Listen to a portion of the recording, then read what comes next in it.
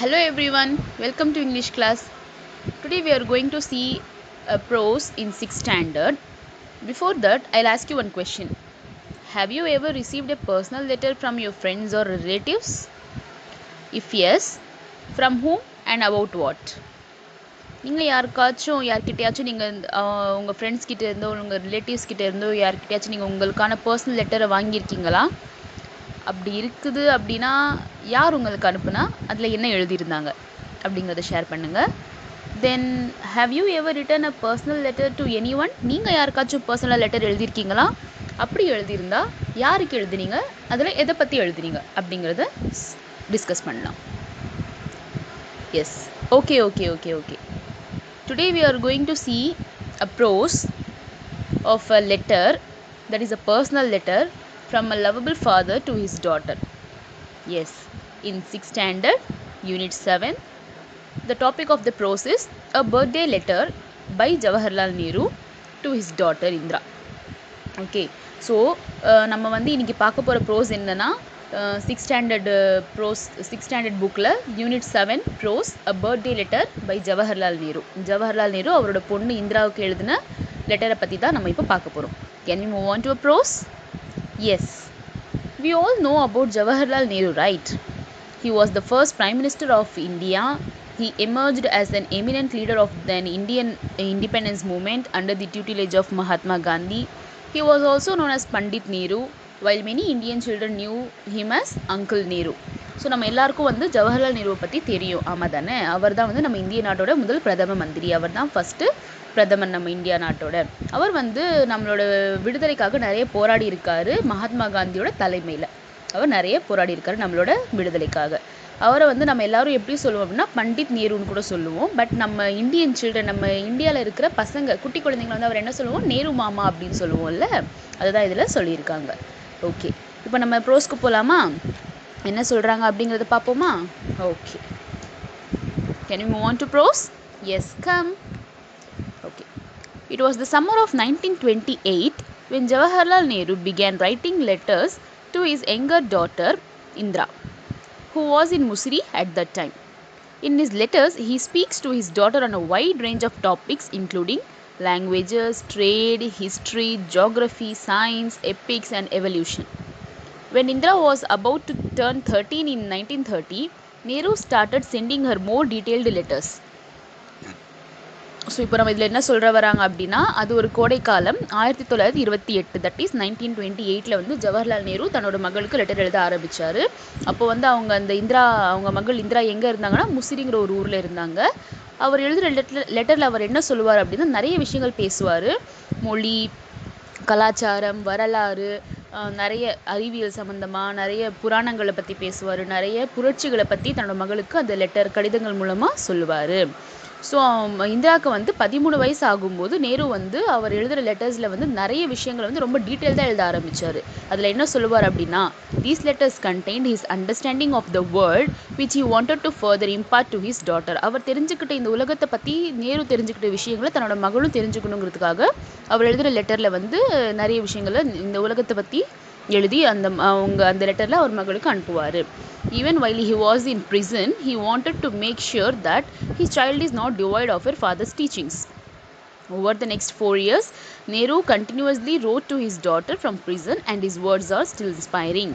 So அவர் வந்து அந்த லெட்டர் மூலமாக வந்து என்ன சொல்ல வர்றாருன்னா, நான் ஜெயிலில் இருந்தாலும், ஈவன் அவர் பிரிசனர் ஜெயிலு, ஸோ அவர் சிறையில் இருந்தாலுமே தன்னோட மகளுக்கு அப்பாவோட போதனைகள், தட் இஸ் ஃபாதர்ஸ் டீச்சிங், அப்பா ஒரு விஷயங்கள் பொண்ணுக்கு என்ன சொல்லி கொடுக்கணுமோ அதை வந்து நான் ஜெயிலில் இருந்தாலும் என் பொண்ணுக்கு நான் சொல்லி தருவேன். அதை நான் எப்பவுமே ஸ்டாப் பண்ண மாட்டேன். நான் நேரில் இருந்தாலும் பரவாயில்ல, கடிதங்கள் மூலமாக நான் என் பொண்ணுக்கு அப்பாவோட அட்வைசஸ், நிறைய தாட்ஸ், என்னோட விஷயங்கள், நான் ஒரு பொண்ணுக்கு அப்பா என்ன சொல்லி கொடுக்கணுமோ அது எல்லாத்தையும் நான் சொல்லி கொடுப்பேன் அப்படின்னு அவர் லெட்டர் மூலமாக சொல்ல வராரு. ஸோ அதனால் அவர் 4 வருஷமாக ஜெயிலில் இருந்து அவர் 4 வருஷமாகவும் தன்னோட மகளுக்கு அவர் லெட்டர் எழுதி அனுப்பிக்கிட்டே இருப்பார். அவரோட லெட்டர்களை நம்ம படித்தா நமக்கு ரொம்ப இன்ஸ்பைரிங்காக இருக்கும், ரொம்ப யூஸ்ஃபுல்லாக இருக்கும் அப்படின்னு சொல்லி சொல்கிறாங்க. Okay, the letters written by Nehru from the various prisons in British India to his daughter Indra were published in 1942 as a book called Glimpses of World History. It is a collection of 196 letters on world history. So என்ன சொல்ல வராங்க அப்படின்னா, அவர் வந்து இந்த ஆங்கிலேயர் நம்ம நாட்டை வந்து பிரிட்டிஷ்காரங்க அடிமைப்படுத்தி வச்சுருந்தாங்க இல்லையா, அந்த காலத்தில் வந்து இந்த விடுதலைக்காக போராடுறவங்கள வந்து ஜெயிலில் பிடிச்சி போட்டுருவாங்கள்ல, அந்த மாதிரி ஜெயிலில் வேறு வேறு ஜெயிலில் வந்து நேரு இருந்திருக்காரு. அப்படி இருக்கும்போது கூட தன்னோட மகளுக்கு நிறைய கடிதங்களை வந்து அவர் எழுதியிருக்காரு. அவர் எழுதின கடிதங்கள் எல்லாத்தையுமே ஒரு புக்காக பப்ளிஷ் பண்ணியிருக்காங்க. எந்த இயரில் அப்படின்னா 1942, அதாவது 1942 வருஷத்தில் வந்து ஒரு புக்கை வந்து பிரிண்ட் பண்ணி பப்ளிஷ் பண்ணியிருக்காங்க. அந்த புக்கு நேம் என்ன அப்படின்னு பார்த்தோன்னா, the book called Glimpses of World History அப்படிங்கிற அந்த புக்கில் வந்து அவர் எழுதின எல்லா லெட்டர்ஸும் இருக்கும் அப்படின்னு சொல்லி சொல்கிறாங்க. It is a collection of 196 letters on world history. So உலக வரலாற்றிலேயே ஒரு புக்கில் வந்து 196 லெட்டர்ஸ் கலெக்ஷன் இருக்கிற ஒரு புக்குனா அது Glimpses of World History book தான் அப்படின்னு சொல்லி சொல்கிறாங்க. Okay, can you move on to see a prose? Yes. Now read the letter from Jawaharlal Nehru to his daughter Indira. Okay, this letter was written from Central Prison at Naini on October 26, 1930. My dear Indra, on your birthday you have been in the habit of receiving presents and good wishes. Good wishes you will still have in full measure, but what present can I send you from Naini prison? My presents cannot be very material or solid. They can be of the mind and spirit. Things that even the high walls of prison cannot stop. So இதில் என்ன சொல்ல வராங்க அப்படின்னா, இவர் எங்கேருந்து எழுதுறாரு அப்படின்னா, central prison நைனிங்கிற ஒரு பிரிசன், அந்த இடத்தோட பேர் வந்து நைனி. அந்த ஜெயிலில் இருந்து அவர் தன்னோட மகளுக்கு லெட்டர் எழுதுறாரு ஆன் October 26, 1930. என்ன எழுதுறானா, அன்பு மகளே இந்திரா, மை டியர் இந்திரா, உன்னோட பிறந்த நாளுக்கு வந்து நீ நிறைய பரிசுகளையும் நிறைய வாழ்த்துக்களையும் ரிசீவ் பண்ணுறது வழக்கம்தான். பட் இந்த வாட்டி என்கிட்டேருந்து உனக்கு வாழ்த்துக்கள்லாம் வரும். பட் நான் உனக்கு ஜெயிலில் இருந்துக்கிட்டு என்ன கிஃப்ட் பண்ண முடியும் என்னால் எனக்கு தெரியலை. ஸோ என்னோடய கிஃப்ட்டு வந்து என்ன சொல்கிறது, என்னோட my presents cannot be very material or solid. So நான் கொடுக்குற நான் இந்த வருஷம் உன் பர்த்டே கொடுக்குற ப்ரெசன்டேஷன் வந்து ஒரு தட் மெட்டீரியல் ஒரு திடமான பொருளாகவும் இருக்காது. But they can be of the mind and spirit. So நான் என்னோட மனதாலையும் மனசார நான் எழுதுகிற ஒரு விஷயங்கள் தான் வந்து இந்த லெட்டர் மூலமாக நான் உனக்கு கொடுக்க விரும்புகிறேன். அது வந்து இந்த ப்ரிசன், இந்த ஜெயிலோட செவர்கள் கூட அதை தடுக்க முடியாது. Even the high walls of prison cannot stop that. Okay. You know, sweetheart, how I dislike sermonizing and doling out good advice. I have always thought that the best way to find out what is right and what is not right, what should be done and what should not be done, is not giving by a sermon, but by talking and discussing. And out of discussion, sometimes a little bit of truth comes out. So இதில் என்ன சொல்ல வராங்க அப்படின்னா, இந்த பேராகிராஃபில் you know ஸ்வீட்ஹார்ட், உனக்கே தெரியும், எனக்கு வந்து மற்றவங்களுக்கு அட்வைஸ் பண்ணுறதோ, மற்றவங்களுக்கு தட் இஸ் சர்மனைசிங்னா இந்த போதனைகள் அப்படின்னு சொல்லுவாங்களே, அந்த மாதிரி கொடுக்குறதுலாம் வந்து எனக்கு பிடிக்காதுன்னு எனக்கு தெரியும். பட் அது வந்து ஒரு நல்ல ஒரு சிறந்த வழி கிடையாது. நமக்கு தெரியும் எது செய்யணும், எது கரெக்டு எது தப்புன்னு நமக்கு தெரியும். எதை செய்யணும் எதை செய்யக்கூடாதுங்கிறது நமக்கு தெரியணும். அது வந்து நம்ம அட்வைஸ் மூலமாக தான் பண்ணணுங்கிற அவசியம் இல்லை. பட் நம்ம உட்காந்து பேசினாலும் டிஸ்கஸ் பண்ணாலும் நமக்கு நிறைய விஷயங்கள் வெளியில் வரும். ஸோ இதை பண்ணுன்னு சொல்லி நம்ம அட்வைஸ் பண்ணுறதை விட்டுட்டு நம்ம உட்காந்து டிஸ்கஸ் பண்ணலாம். உனக்கு என்ன செய்ய தோணுதோ அதை சொல்லு, எனக்கு என்ன தோணுதோ அதை நான் சொல்கிறேன். ஸோ நம்ம டிஸ்கஸ் பண்ணுற மூலமாக நிறைய விஷயங்கள் நமக்கு வெளியில் வரும். ஒரு சிறிதளவு உண்மையாவது நமக்கு வெளியில் வரும். Little bit of truth comes out through discussion அப்படின்னு சொல்லி சொல்கிறாரு. I have liked my talks with you and we have discussed many things, but the world is wide and beyond our world lie other wonderful and mysterious worlds. So என்ன சொல்கிறேன்னா, எனக்கு உங்ககிட்ட பேசுகிறது ரொம்ப பிடிக்கும். நம்ம ரெண்டு பேரும் டிஸ்கஸ் பண்ணுறது, நம்ம நிறைய விஷயங்களை பற்றி டிஸ்கஸ் பண்ணியிருக்கோம். பட் இந்த உலகம் வந்து ரொம்ப பெருசு, இதில் நிறைய ஆச்சரியமான விஷயங்கள் நிறைய அடங்கியிருக்கு. None of us need ever be bored or imagine that we have learned everything worth learning and become very wise. So இந்த உலகத்தில் வந்து நம்ம கற்றுக்க வேண்டிய விஷயங்கள் நிறைய இருக்குது. அதை விட்டுட்டு நம்ம நிறைய படிச்சுட்டோம், நிறைய நம்ம படித்து நம்ம தான் அறிவாளி அப்படிங்கிற நினைப்பு நமக்கு இருக்கக்கூடாது அப்படின்னு சொல்லி சொல்கிறாரு. But what am I to do then? A letter can hardly take the place of a talk. As best, it is a one-sided affair. Imagine that I have made a suggestion to you for you to think over as if we really were having a talk. So but என்ன பண்ணுறது, நான் இந்த மாதிரி சிச்சுவேஷனில் இருக்கும்போது நான் உனக்கு letter தானே எழுத முடியும். அந்த லெட்டருங்கிற ஒரு விஷயமா வந்து நம்ம ரெண்டு பேரும் நேர்லேயே உரையாடிக்கிற மாதிரி, நேர்லேயே நம்ம கான்வர்சேஷன் பண்ணுற மாதிரி எனக்கு ஒரு ஃபீல் இருக்கும் அப்படின்னு சொல்லி சொல்கிறாரு. If we really were having a talk. So next, in history we read of great periods in the life of nations, of great men and women. So நம்ம வரலாற்றில் நிறைய படிச்சிருக்கிறோம். இந்த நாட்டில் வந்து நிறைய மென் அண்ட் விமென், நல்ல ஒரு கிரேட் விமென் அண்ட் விமென் இருந்திருக்கிறாங்க. Do you remember how fascinated you were when you first read the story of Joan of Arc and how your ambition was to be something like her? So உனக்கு ஞாபகம் இருக்கா, நீ ஃபேசினேட்டட்னா interesting, ஓகேவா? Do you remember how fascinated, உனக்கு ஞாபகம் இருக்கா நீ எவ்வளோ இன்ட்ரெஸ்ட்டாக ஒரு புக்கை படித்த, நீ எந்த ஸ்டோரியை படித்த அப்படின்னா ஜான் ஆஃப் ஆர்க்குங்கிற ஒரு பொண்ணோட ஸ்டோரியை நீ படிக்கும்போது நீ எவ்வளோ ஆர்வமாக இருந்த. ஸோ அதுலேருந்தே உன்னோட ஆம்பிஷன் ஆரம்பிச்சிது, நானும் இவ்வளோ மாதிரி தான் ஆவேன் பெரியவளாகி சொல்லி நீ சொன்னது ஞாபகம் இருக்கா உனக்கு அப்படின்னு சொல்லி சொல்கிறாரு. So ordinary men and women are not usually heroic. They think of their bread and butter, of their children, of their household worries and the like. But a time comes when a whole people become interested in a great cause. So இந்த உலகத்தில் வந்து எல்லா மனுஷங்கள், எல்லா ஆண்களும் பெண்களும் வந்து heroes கிடையாது. பட் அவங்களோட சந்தர்ப்ப சூழ்நிலைகள் தான் அவரை வந்து ஹீரோவாக, அந்த மனுஷங்களை வந்து ஹீரோவாக மாற்றுது.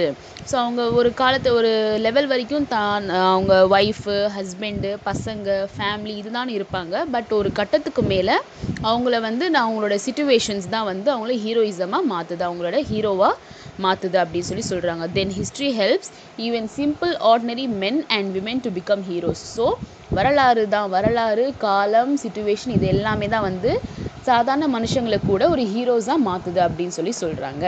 Great leaders have something in them which inspires a whole people and makes them to do great deeds. So வந்து என்ன சொல்கிறாங்க அப்படின்னா, நிறைய பெரிய பெரிய தலைவர்களுக்குள்ளே வந்து ஒரு விஷயம் இருக்குது, ஏதோ ஒரு இன்ஸ்பிரேஷன் இருக்குது. அந்த ஒரு சின்ன ஒரு விஷயந்தான் வந்து நிறைய பேரை வந்து நல்ல விஷயங்கள் செய்கிறதுக்கு தூண்டுதலாக இருக்குது அப்படின்னு சொல்லி சொல்கிறாங்க. In India, a great leader full of love for all who suffer and eager to help them has inspired our people to great actions and noble sacrifice. He has helped to make the starving, the poor and the oppressed free and happy. So இதில் என்ன சொல்லுவாங்க, இந்த மாதிரி இந்தியாவில் வந்து ஒரு தலைவர் இருந்தார், ஒரு தலைவர் இருந்தார், ஃபுல் ஆஃப் லவ், நல்ல மனசு ஃபுல்லாக வந்து அவருக்கு அன்பு தான் நிறைஞ்சிருக்கும். மற்றவங்களுக்கு ஹெல்ப் பண்ணுறதுல அவருக்கு ரொம்ப பிடிச்ச ஒரு விஷயம் ஹெல்ப் பண்ணுறதுனா. அவர் நிறைய பீப்புளுக்கு இன்ஸ்பிரேஷனாக இருந்திருக்காரு, ஒரு ரோல் மாடலாக இருந்திருக்காரு. அவர் நல்ல ஒரு அமைதியான பண்பு உள்ளம் கொண்டவர் அப்படின்னு சொல்கிறாரு.